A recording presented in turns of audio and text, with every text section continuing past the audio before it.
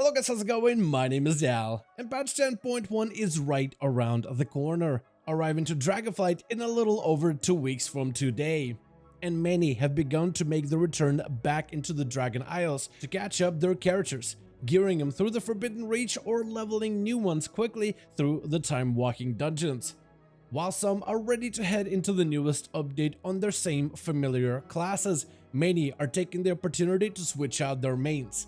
The next content update of Embers of Neltharion brings with it Dragonflight Season 2, with every season offering a soft reset for every player. Everyone gets a fresh starting point to reinvent themselves, to head into the newest update on a brand new competitive main. Recently, I've been getting messages from you guys asking me which classes are looking the strongest so far, and which playstyles are the most recommended for those of you returning for the patch 10.1. And as of right now, none of the class tuning is final. Patch 10.1 PTR has seen regular updates every single week, and it's difficult to say which class will ultimately come out the strongest until we get the final tuning numbers. And while it's difficult for me to recommend a definitive class, I can go over some of the playstyles which have seen the biggest improvements for endgame content in the patch 10.1 so far, highlighting the playstyles which have seen big gameplay changes, new talent improvements, and other additions which could make them more favorable for endgame content, primarily focusing on the PvE endgame of raids and dungeons.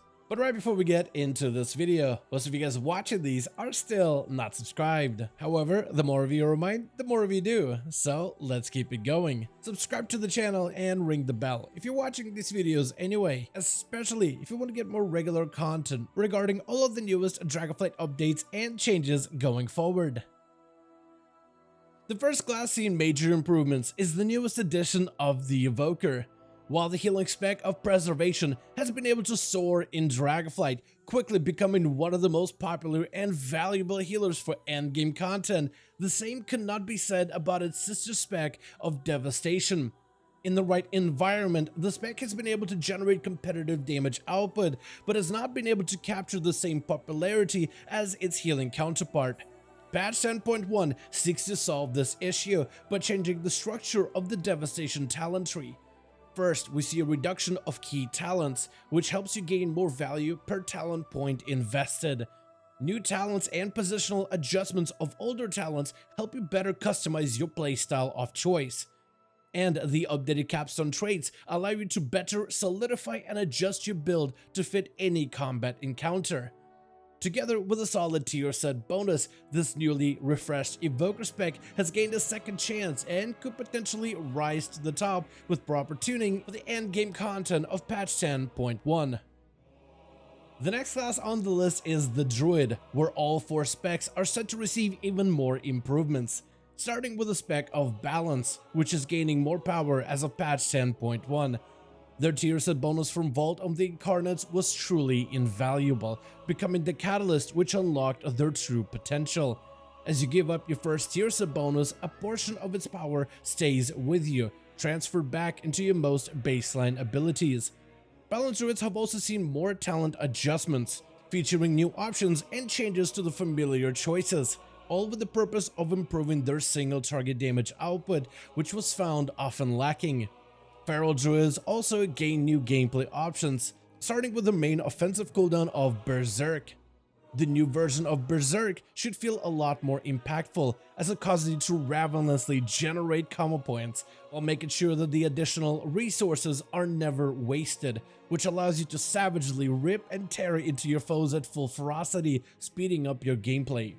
Feral Druids also see additions of new talents, which support both the bite and the bleed focused gameplay, increases to AoE damage output, and further improvements to talents like Blood Talents and Convoke to make it more competitive. Restoration Druids are gaining a very powerful tier set bonus, which empowers you healing over time effects, increasing your overall healing output whether you are supporting an entire raid team or a small group of allies. Guardian Druid tier set is also quite solid, as it increases the impact of your base combat abilities while also generating bonus survivability. The next class seeing more upgrades is the Hunter, with the 2 range specs of Beast Mastery and Marksmanship seeing their most underused talents reward, which may lead to more build variety. First, Beast Mastery sees the whole bottom right portion of the talent tree improved, with Aspect of the Wild offering better cleave capabilities, gaining either cooldown reduction or Cobra Shot damage improvements. Likewise, Call of the Wild can be further improved with Bloody Frenzy, which causes your beast to go wild, slashing at all enemy targets from all directions, where Cobra Shots can infect your target with a Serpent Toxin. Marksmanship also has seen the bottom right talents improved in 10.1, which opens up new doors for a Wind Runner playstyle. Legacy of the Wind Runner causes you to fire additional wind arrows every time you cast Aimed Shot. These wind arrows have a chance to grant you True Shot, and at high enough haste values, you can dramatically increase your time spent inside of the True Shot window, which substantially empowers your damage output. The new tier set will also be focused around the ability of Kill Shot.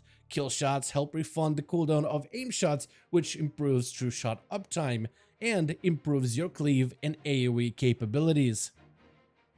The next class on the list is the Totemic Shaman, which has gained a few quality class adjustments. Starting off with the Deeply Rooted Elements, which is a popular talent choice for all three Shaman playstyles, though the talent suffers greatly from its RNG elements. Either you find yourself ascending often or almost not at all. Patch 10.1 seeks to fix this feast or famine playstyle, making the talent a lot more consistent. Empowering your abilities with Bloodlust and Heroism is going to cost a lot less mana, which is another fantastic little improvement. The spec of enhancement is also set to receive more support in the patch 10.1 to make sure they maintain talent build variety. Enhancement is a melee DPS playstyle, which fuses the power of the elements with powerful weapon strikes, embracing both the magical and physical aspects of their playstyle, though recently they become more of an elemental hybrid, often relying on frost, fire, and lightning to aid them, with the physical aspects falling quite short. Patch 10.1 makes several adjustments to encourage melee-focused builds, empowering passive effects like Wind Fury and Forceful Winds. Spells like Fire Nova become Flame Strike damage, which is a mixture of fire and physical, which helps encourage melee playstyles. Finally, Thorim's Invocation, which embodies the martial prowess, has gained big improvements to help solidify a Storm Strike focused build going forward. And finally, we have the class of Warlock, where all three of its deviously powerful playstyles are looking very favorable heading into the patch 10.1. While the changes to the class of Warlock have been rather light, their tier set bonuses so far have received very positive reception since the early patch 10.1 PTR. As Demonology embraces its mastery over Felguards, able to reduce the cooldown of Grimoire Felguard. When this additional Felguard is active on the battlefield, it empowers all of your other demons, increasing their destructive potential. The shorter Felguard cooldown synergizes well with Reign of Tyranny, which allows you to pair each Felguard with a Tyrant, which gains incredible value roughly every 1.5 minutes. Affliction Warlock is another spec which gains a potent tier set, which empowers the talents of Vile Taint and Phantom Singularity, increasing their uptime and damage significantly, which adds additional consistent pressure. Enemies infected by either corrupting effect take 10% more damage, which looks quite powerful based on the early available numbers. Finally, we have Destruction, which so far has seen relative success in Dragonflight, and will likely continue to perform well as of patch 10.1. Though unlike Demo and Affliction, the Destro tier set has a bit more of a nuance to it. It's a tier set which increases fire damage, with incredibly good uptime, though it forces Warlocks to stand still. The lack of mobility is a curse, which Destruction has battled with regularly. The tier set encourages the use of Channel Demon Fire, which is a spell with a lot of flavor, though it hasn't been able to gain much popularity as of recently. It's a tier set that makes Destruction considerably more powerful based on early testing, though they may have to give up some comfort to harness such raw power unless this sees some changes going forward. And for now, that's going to be the full list of classes which have seen probably some of the biggest improvements so far, based on the very early testing of the patch 10.1, which is still in development. I want to thank all of you guys so much for watching this video and hope you guys enjoyed. Let me know your thoughts in the comments below. Have you already decided on which class you're looking to main for the patch 10.1, or are you still shopping around? Or do you think it's about that time for you to switch up a main, and which class were you planning on switching to so far? Was it any of the classes we mentioned in today's video, or do you have a list of your own? Let me know all your thoughts in the comments below. As per usual, if you guys enjoyed this video or found it informative, go ahead and give it a thumbs up. I would very much appreciate it. And as always, in the description of every single video and live stream, we have a link to our Discord community channel. Probably the best place to reach out to me directly in case you want to let me know what you thought about this video or hang out with the rest of the community to discuss some of the upcoming changes. Join our Discord to become part of the community. But otherwise, thank you all so much for watching this video. I do hope you guys enjoyed. Let me know all of your thoughts down below. And as always, I'll see all of you guys in another video.